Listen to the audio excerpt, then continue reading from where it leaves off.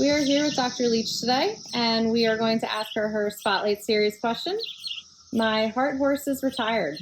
I want to keep him comfortable and happy in his old age. Is there any risk in continuing chiropractic work when he is not in a work routine?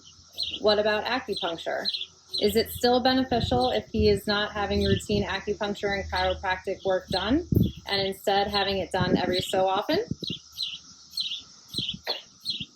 Oh, I think that's a very good question, and one that I get asked quite often. Quite a few of my patients are in the geriatric realm of life, and although with the competition horses, we tend to treat them on a fairly regular basis, usually about every 4 weeks. I find with the geriatric horses, they can benefit from treatments somewhat more widely spaced, depending a little bit obviously on what's going on with the horse and the level of comfort or otherwise he has, and also a little bit I have to admit the owner's pocketbook does come into it to some extent. I think it's a really nice treatment because we can sometimes pick up things that are bothering the horse before they become a clinical issue.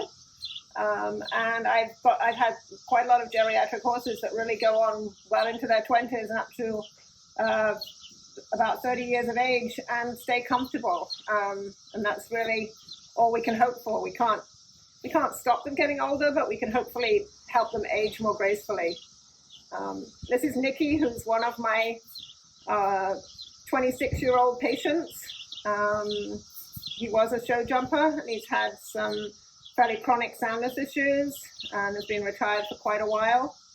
And his owner, Patty, has just asked me if I could start to maybe help him be a little more comfortable for a period of time.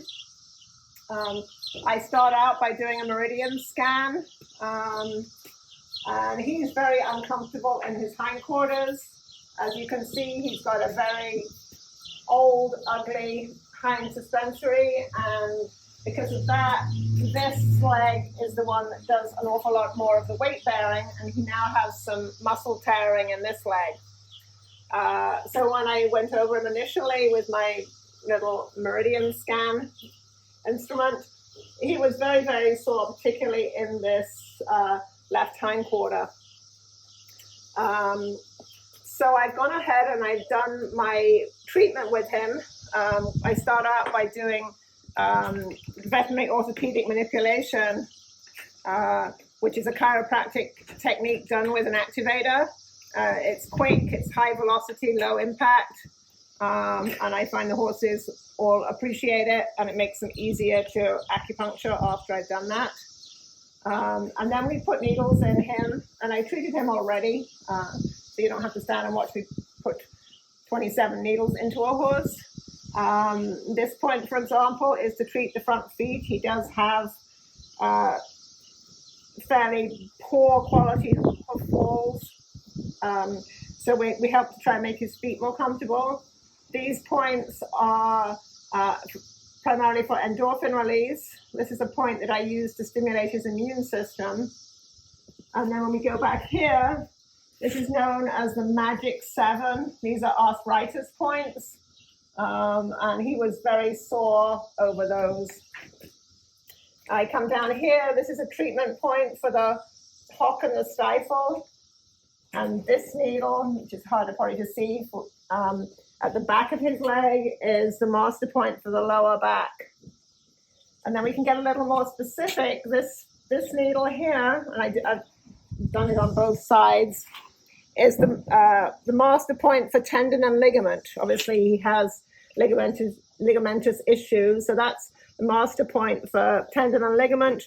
And this other needle on his stifle is a point called Run 3 Miles. Stomach 36. It's a point that's used a lot in human medicine, particularly in old men. They often moxerated people. It's just below the knee. And you'll see a lot of old Chinese men who have a black spot there where they use moxa on their knee on a fairly regular basis so they can keep running 3 miles. The point here at the head of the splint bone, that's another point for stimulating his immune system, and it's also a point that we use when he has anything going on with his head and neck. The last time I treated him, he had an ulcer in his, right in this eye. And we did some needles all around his eye, and luckily the ulcer has healed up very, very well. And he's typical of my acupuncture patients. He's standing quietly. You'll see him sometimes doing some licking and chewing. This is only the second time I've treated this guy, and some of them get more relaxed than this, but he's, I think, already starting to appreciate what we're trying to do for him. So I think it's a very useful tool for older horses. I've had older horses with sinus infections that have done very well with acupuncture. I've had older horses that have foundered, that we've been able to help keep more comfortable.